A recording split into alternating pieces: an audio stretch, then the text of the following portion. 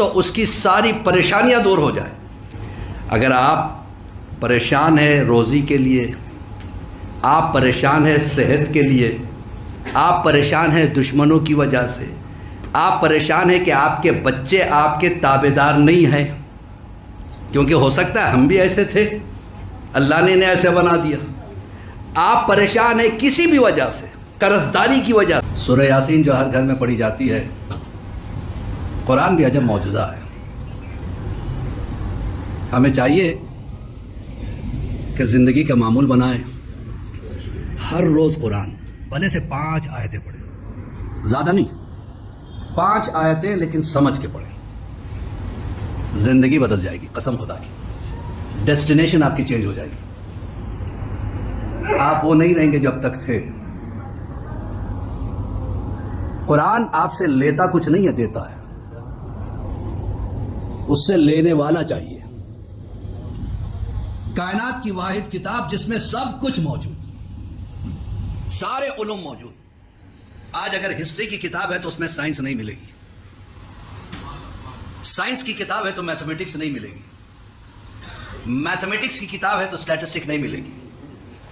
एक किताब एक मौजू पे हुआ करती है, और हर किताब, जब किताब का लिखने वाला लिख देता है तो आखिर में कहता है कि मुझसे शायद गलतियां हैं, दावा नहीं करता।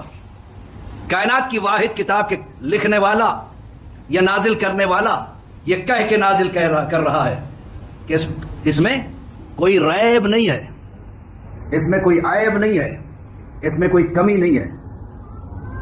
बस डिपेंड करता है कि लेने वाला कैसे लेता है।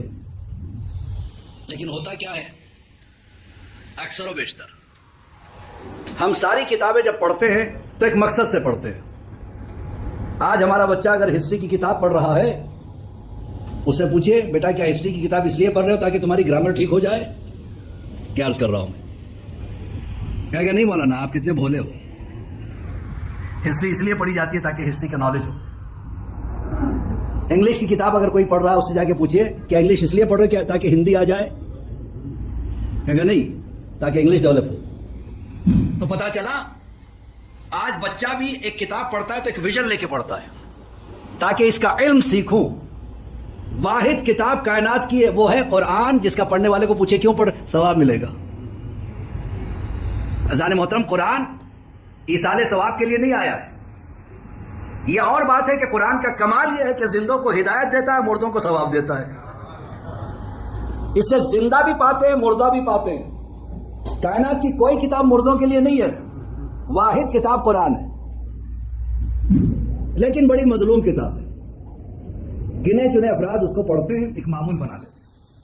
आज की मजलिस में मेरी गुजारिश है, सिर्फ 5 पंजतन के नाम से 5 आयतें पंजतन को तवस्सुल करते हुए पढ़िएगा कि इससे मुझे हिदायत मिल। मेरे एक दोस्त हुआ करते थे, जब उन्हें कोई परेशानी होती थी वो कुरान खोलते थे, जो आयत पहली आए उसी पे अमल करते थे।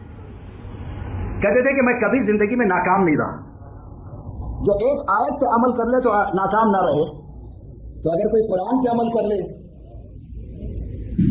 मोहतरम, ये आयत भी झिझोड़ रही इंसान को। आयत नंबर 22 सूरह यासीन, 36वां सूरा। वमा लिया ला अअबुदुल लज़ी, आखिर मुझे क्या हो गया कि मैं उसकी इबादत नहीं करता। फतरनी, जिसने मुझ पे एहसानात किए हैं, मेरी फितरत को संवारा है, मुझे ऑर्गेनाइज किया है, मुझे बनाया है, मुझ पे एहसानात किए हैं, मेरे लिए सब कुछ दिया है। अल्लाह कितना मेहरबान है। जिन जिन चीजों की हमें जरूरत है हमसे पहले पैदा कर दी। जमीन की जरूरत थी, जमीन हमसे पहले पैदा की। हवा की जरूरत थी, हवा हमसे पहले पैदा की।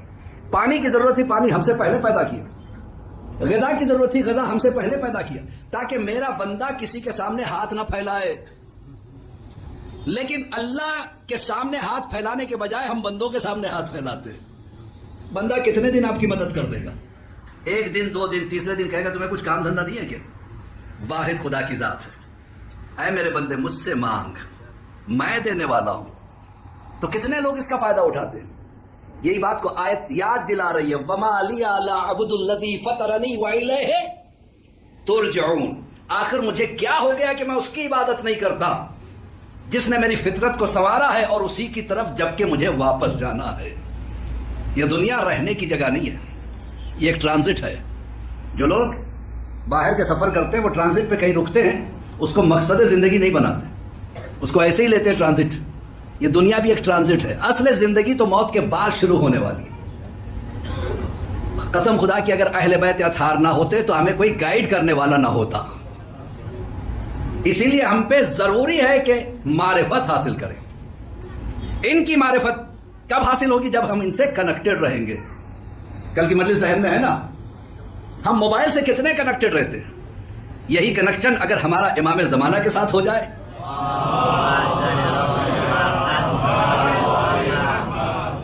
तो फिर आगा ज़गज़गी भी समझ में आ जाएंगे, आगा खुमैनी भी समझ में आ जाएंगे। इंसान को चाहिए कि उससे डरे, दुनिया से नहीं। दुनिया कुछ नहीं बिगाड़ सकती। जो तकदीर बनाने वाला वही है। या फिर उनसे डरे जिनको अल्लाह ने मखसूस हिदायत के लिए बनाया, वो है अहले बैत अतहार। हम उनसे मोहब्बत का दावा करते हैं, उनसे हासिल क्या करते हैं? एहसान है असहाब अहले बैत का, उन्होंने सवाल कर करके हमें समझा दिया। एक बार तो जाबिर मौला कायनात के सामने बैठे हुए थे। जाबिर ने कहा कि मौला मैं चाहता हूं कि आप मुझे बताएं 10 चीजें ऐसी जो एक दूसरे से सख्त हैं। मौला ने मुस्कुरा के कहा, जाबिर काश ये जज्बा सब में होता। मैं देने के लिए आया हूं, अली लेने के लिए नहीं आया है। अली तो सबको देता है। मांगने वाला फकीर भी अली ही के नाम से मांगता है, उनके नाम से कोई नहीं मांगता। जब भी कहता मौला के नाम पे दे दो, क्यों? जानता है कि ये जरिया वो है जहां से कभी बंद नहीं होता। जाबिर ने कहा, मौला कुछ चीजें बताइए जो एक दूसरे से सख्त है। मौला ने मुस्कुरा के कहा, जाबिर सबसे सख्त तरीन शय पत्थर है। पत्थर से सख्त लोहा है जो पत्थर को फोड़ देता है। लोहे से सख्त आग है जो लोहे को जला देती है। आग से सख्त पानी है, कहां से कहां मौला ले जा रहे हैं, जो आग को बुझा देता है। फिर पानी से ज्यादा पावरफुल वो अब्र है जो पानी को गोद में लिए लिए फिरता है। फिर उस अब्र से ज्यादा हवा ताकतवर है जो उस अब्र को उड़ाती फिरती है। फिर हवा से ज्यादा वो मलक ताकतवर है जो हवा को लिए फिरता है। मलक से ज्यादा ताकतवर मलकुल मौत है जो एक दिन उसे भी मौत देता है। मलकुल मौत से ज्यादा ताकतवर अम्र इलाही है, जिसके सामने मलकुल मौत भी मजबूर हो जाता है। अम्र इलाही से ज्यादा ताकतवर जो है वो अफराद है जिसको अम्र इलाही अल्लाह ने दे दी, उन्हें उलुल अम्र कहा, और वो हम है। जाबिर कहते, अच्छा आप समझ में आया, आपके लिए सूरज क्यों पलटता है, आपके लिए चांद क्यों 2 टुकड़े होता है, आपके लिए सितारा क्यों उतर के आता है। अब आज के बच्चे कभी कभी सवाल कर लेते हैं, मौलाना ये कैसे मुमकिन है, सितारा इतना बड़ा, दरवाजा इतना छोटा, सितारा कैसे उतरा होगा। बात मरतबा बच्चों के जवाब देना मुश्किल हो जाता है। किसी बच्चे ने हमसे भी पूछ लिया, बहुत पुरानी बात है, तो मौलाना ये कैसे मुमकिन है, how it can be possible. सितारे तो बहुत बड़े होते हैं, दुनिया से बड़े हैं। छोटे इसलिए लगते हैं कि बहुत दूर है, लेकिन बहुत बड़े होते हैं। अगर सितारा उतर जाए तो दुनिया क्रश हो जाए, तबाह हो जाए, बर्बाद हो जाए, तो दुनिया को तो कुछ नहीं हुआ। तो मैंने कहा, बेटा सितारा उतरा तो है, किताबों में है सितारा उतरा, इसका मतलब उतरा। लिहाजा 2 बातें हुई होंगी। क्या वो क्या? या तो दर बड़ा हो गया होगा। क्या मौलाना ये तो किसी तारीख में नहीं मिलता, मैंने किसी हिस्ट्री में नहीं पढ़ा कि दर इतना बड़ा हो गया कि सितारा उसके सामने छोटा हो गया। क्या नहीं पढ़ा ना? क्या नहीं? तो इसका मतलब यही होगा कि सितारा आते आते आते आते इतना छोटा हो गया कि अली के दरवाजे का सजदा करके चला गया। कहा मौलाना ये मुमकिन है। मैंने कहा, बेटा सितारे ने हमें दर्स दे दिया कि अली के दरवाजे पे जाना तो बड़े बन के ना जाना,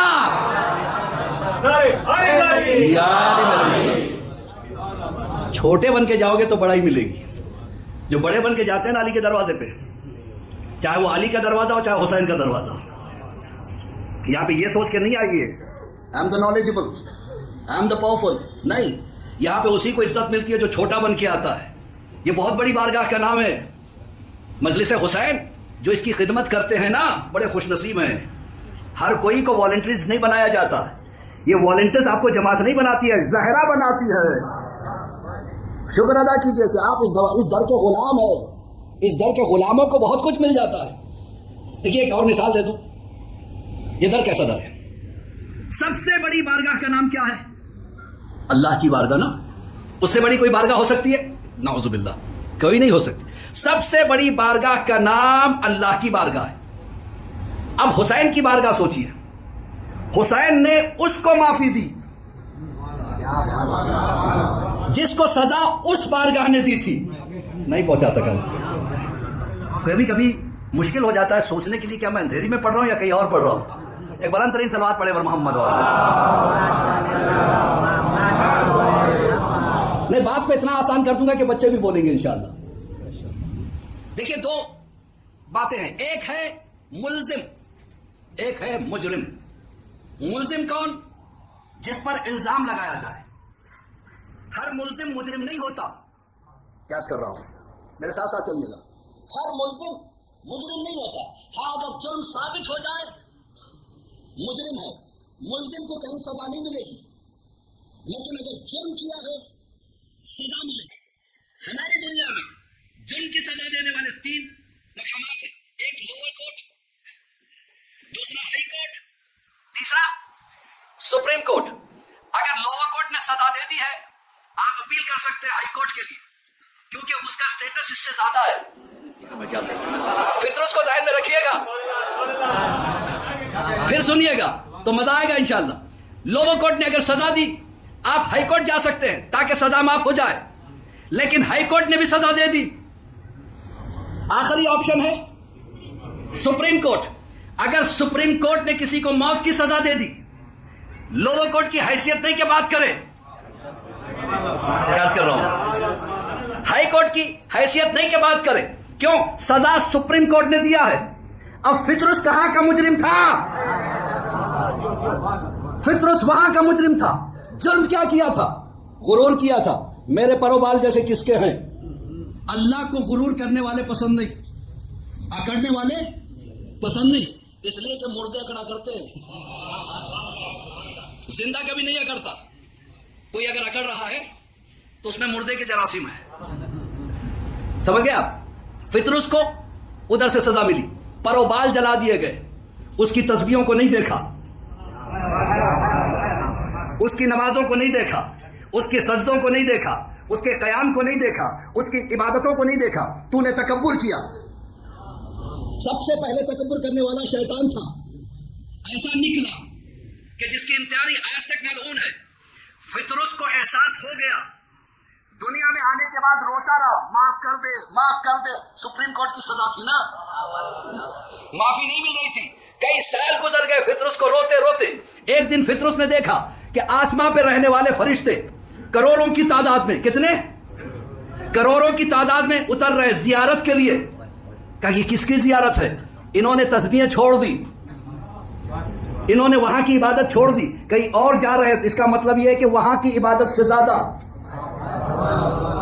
यहां की जियारत है, लिहाजा पता तो करूं। कहे जिब्राइल रुक, का फुर्सत नहीं है, हुसैन की बारगाह में जा रहा हूं। का जिब्राइल उसी हुसैन का वास्ता, रुक जा। वास्ता हुसैन का दिया गया। क्या बोल, क्या कहता है? कहां जा रहे हो? का सैयदा का लाल पैदा हुआ है, सैयदा का लाल इस दुनिया में आया है, उसके पास जा रहे हैं। का अच्छा, मुझे भी ले चलो। क्या नहीं, तू गुनाहगार है। आवाज आई, जिब्राइल ले जाए इसे, यह हुसैन की जियारत करना चाहता है। अल्लाहु अकबर, हुसैन की जियारत करना चाहता है। उठाया, जिब्राइल लेके चले। क्या देख, रास्ते में खबरदार, ये वो दरवाजा है जिसमें मलकुल मौत भी बगैर इजाजत के दाखिल नहीं होता।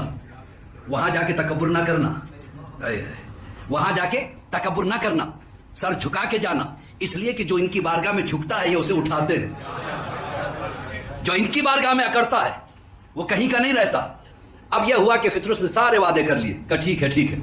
आया फितरस, जैसे दरवाजे पे पहुंचा, चौखट को चूम के अंदर बढ़ा। जिब्राइल ने रोकना चाहा, जिब्राइल के शाने को पकड़ के फितरस ने हटा दिया। अब मेरा और इनका मामला है, गुनहगार जरूर हूं लेकिन वो शाफी हैं। आगे बढ़ा, झूले से मस हुआ, हुसैन से नहीं। फितरस ने बता दिया, देखिए आज अगर हम अलम को छूते हैं, जरी को छूते हैं, प्यार करते हैं, बोसा देते हैं, तो ये फितरस ने हमें सिखाया है। आगे बढ़ा, झूले से मस हुआ, परोबाल आ गए। अब फिर गुरूर करने लगा, कौन है तुम में जो ऐसे बाल अता करा किसी को? मैं वाहिद खुश नसीब हूं जिसे हुसैन ने अता किया। जिब्राइल ने कहा फिर आगे, फिर वही गुरूर।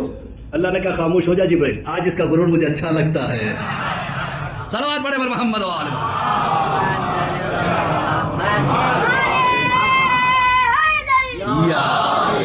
थोड़ा सा आगे आ जाइए प्लीज, थोड़ा सा सलावत पढ़े पर मोहम्मद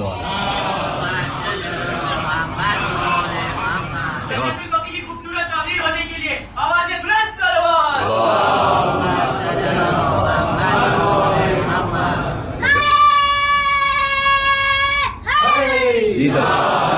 जीते रहो बेटा। इतनी देर की जो गुफ्तगू थी एक नतीजे पे ले जाने के लिए, वो नतीजा क्या है? मैंने इस वाक़े से पहले एक जुमला कहा था, अगर सुप्रीम कोर्ट सजा दे दे तो फिर कोई उसको माफ नहीं कर सकता। फितरुस था वहां का गुनहगार। अब दुनिया की कानून की किताब खोल के देखिए, अगर सुप्रीम कोर्ट ने किसी को मुजरिम डिक्लेयर कर दिया, सजा दे दी, है कोई बचाने वाला? तो एक पीनल कोड मिलता है, एक धारा मिलती है, धारा 72, धारा 72। उसके तहत अगर आप प्रेसिडेंट के पास जाए, राष्ट्रपति के पास जाए, वो उसे माफ कर सकता है। तो अब पता चला फितरुस को सजा उधर से मिली थी, लेकिन अगर माफ किया है, अब समझ में आया ना कि 72 क्यों है करबला में। एक सलवात पढ़े पर मोहम्मद वाले मोहम्मद। तो अज़ान मोहतरम, लेकिन देखिए माफी भी हर गुनाह की अल्लाह माफ नहीं करता। कुछ गुनाह ऐसे हैं जिसे अल्लाह माफ करता है। अगर आप अल्लाह के गुनाहगार हैं, अल्लाह माफ करता है। लेकिन अगर आप मोमिनीन के गुनाहगार हैं तो मोमिन से माफी मांगना जरूरी है। आज एक अजीम तोहफा आपको देना चाहता हूं। कभी कभी ये होता है, मेरे पास भी लोग आते हैं, वो साहब जिस काम में हाथ डालता हूं बिगड़ जाता है, जिस बिजनेस को शुरू करता हूं, देखा पोटेंशियलिटी है, क्या इस मार्केट में ये दुकान अच्छी लगी, मैंने लगाया, लगाने के चौथे दिन बाजू वाले ने वही दुकान लगाई, सामने वाले ने वही दुकान लगाई, कंपटीशन बढ़ जाता है। मौलाना जहां हाथ डालता हूं परेशानी है। क्या हुआ? कभी कभी अइमा ताहरीन फरमाते हैं, कभी कभी हमसे ऐसे गुनाह हो जाते हैं जिसकी हमें खबर नहीं। मसलन आपने किसी से वादा किया, ये काम मैं करूंगा, आपने वादा पूरा नहीं किया। होता है, ये रोजमर्रा में होने वाली बातें बता रहा हूं, कॉमन चीजें बता रहा हूं। हमसे ऐसे गुनाह हो जाते हैं, हमने वादा किया, उसे पूरा नहीं किया। पूरा न करने की वजह से जो उसे तकलीफ हुई है ना, वो आपकी खुशियों को ले डूबती है, आपकी बरकतें चली जाती है। उसी तरीके से बाज लोगों में हॉबी होती है मजाक उड़ाने की। हम तो बड़े जोवियल आदमी हैं। ये जोवियल आदमी होना हर वक्त के लिए अच्छा नहीं है। कभी कभी मजाक में आप सामने वाले मोमिन का दिल दुखा देते हैं। कभी भी याद रखिएगा, मजाक कीजिएगा लेकिन किसी की कमजोरी का मजाक ना कीजिएगा, किसी की गुर्बत का मजाक ना उड़ाइएगा। मजाक अच्छी बात है, अल्लाह को भी मजाक पसंद है, लेकिन मिजाहुल मोमिनीन अल्लाह को पसंद है। लेकिन वो मजाक नहीं जिससे आप किसी की कमियों की तरफ मजाक उड़ाए। कोई चल नहीं पाता है, उसकी नकल करके मजाक उड़ाए। कोई हकलाता है, उसकी नकल करके मजाक उड़ाए। कभी कभी बच्चे इतने बड़े हो जाते हैं कि माँ बाप की मजाक उड़ाने लगते हैं। माँ बाप मोहब्बत की वजह से कुछ नहीं बोलते, लेकिन वो बला बन के नाजिल होती है। ऐसी बला जिससे आपकी इबादतें भी जा सकती हैं, जिससे आप परेशान रह सकते हैं, जिससे आपकी बरकतें जा सकती है, जिससे आपका बिजनेस खराब हो सकता है। तो कभी कभी ऐसा होता है, किसी सैयद को आपने दुख दे दिया, किसी आलिम दीन को आपने दुख पहुंचा दिया, और ऐसी मुसीबत में इंसान पड़ जाता है। उसके लिए मौला भी ये कहते हैं, अगर तुम किसी और के गुनहगार हो तो पहले उससे माफी मांगो, वो माफ कर दे। लेकिन हमें पता ही नहीं हमने किसका दिल दुखाया, हमने किसको धोखा दिया, कभी पता ही नहीं रहता है। भूल जाता है इंसान, कर्जा ले लिया, भूल गया, वो बेचारा मुरव्वत में मांगा ही नहीं, होता है ना। अब क्या किया जाए? अब वो आदमी भी नहीं है जिसको दुख दिया, नहीं जानता वो कहां चला गया, उससे माफी मांगने का कोई चांस नहीं है। घर में भी होता है, बीवी बेचारी अगर थोड़ा सा नमक कम कर दे, शामत आ जाती है, क्या पका के ले आई हो, ये क्या तरीका है? भाई गलती हर एक से होती है, पहले जरा तारीफ कर दो, बहुत अच्छा है, लेकिन थोड़ा सा नमक अगर होता तो और अच्छा होता, तरीका होता है। लेकिन अगर आप क्रिटिसाइज करें, बीवी आपकी गुलाम या कनीज नहीं है, आपकी लाइफ पार्टनर का नाम है, लिहाजा उसको इज्जत देना आपका काम है। आप इज्जत दोगे तो बच्चे इज्जत देंगे। कभी कभी घरों में जो बच्चे बिगड़ जाते हैं ना, उसकी वजह यही है। ऐसा नहीं मोहतरम, अब क्या किया जाए? अगर मुझसे गलती हो गई है, मुझे याद नहीं है मैंने किसका दिल दुखाया, मुझे याद नहीं है किसको मैंने वादा करके भुला दिया, उसके लिए एक नमाज है, नमाज रद्द मजालिम। क्या नाम है? नमाज रद्द मजालिम। जो हमने जुल्म किए हैं उसकी रद्द में एक नमाज है। 4 रकात नमाज है, 2-2 करके पढ़नी है। पहली नियत तो ये करेंगे कि 2 रकात नमाज रद्द मजालिम पढ़ता हूं मैं या पढ़ती हूं मैं कुर्बतन इल्लल्लाह। ये बहुत इंपॉर्टेंट नमाज है। अगर आप परेशान है रोजी के लिए, आप परेशान है सेहत के लिए, आप परेशान है दुश्मनों की वजह से, आप परेशान है कि आपके बच्चे आपके ताबेदार नहीं हैं, क्योंकि हो सकता है हम भी ऐसे थे, अल्लाह ने ऐसे बना दिया। आप परेशान है किसी भी वजह से, तरसदारी की वजह से, अइम्मा ताहरीन से है कि ये नमाज अगर पढ़ ले तो उसकी सारी परेशानियां दूर हो जाए। हफ्ते में एक मरतबा मुमकिन हो सके तो एक मरतबा, महीने में एक मरतबा, 6 महीने में या साल में एक मरतबा पढ़ना। 4 रकात नमाज है, 2-2 करके पढ़नी है। नियत करें कि नमाज रद्द मजालिम पढ़ता हूं या पढ़ती हूं मैं कुर्बतन इल्लल्लाह। पहली रकात में एक अलम 25 मरतबा कुल अल्लाह, दूसरी रकात में एक अलम 50 मरतबा कुल अल्लाह, तशहद सलाम पढ़ के नमाज को तमाम करेंगे। फिर नियत करेंगे 2 रकात नमाज रद्द मजालिम पढ़ता हूं मैं कुर्बतन इल्लल्लाह। पहली रकात में एक अलम के बाद 75 टाइम्स कुल अल्लाह, दूसरी रकात में एक अलम के बाद 100 टाइम्स कुल अल्लाह। बहुत आसान है, 25-25 का फर्क है, आसान है ना? नहीं, दिल से नहीं बोल रहे आप मौलाना, इतनी लंबी नमाज बता रहे हो। भाई आपने भी तो ऐसा काम किया है, आपने किया ही क्यों ऐसा काम जिसकी वजह से आप परेशान हैं? तो अज़ान मोहतरम ये बड़ी चीज नहीं है, आपको तौफीक हो जाती है इतनी मरतबा कुल अल्लाह पढ़ने की, कम से कम नमाज की वजह से पढ़ लो। इससे ये कोई बुरा डील नहीं है, हमारी सारी परेशानियां दूर हो जाए एक नमाज की वजह से। हर एक से गलती होती है, चलते फिरते आप नहीं जानते। कभी कभी सामने वाले को एक मरतबा ऐसा हुआ, मैं मजलिस पढ़ रहा था, इस शैतान ने ये किया, इस शैतान ने ये किया, हालांकि मेरा इंटेंशन इधर नहीं था। मजलिस तमाम किया, साहब आए, मुझे साहब मैं आपको शैतान नजर आता हूँ। मैंने कहा भाई ये क्या कर रहे, आप मुझे को दिखा रहे थे। हालांकि मेरी वजह से उनका दिल दुख गया और मुझे पता भी नहीं चला।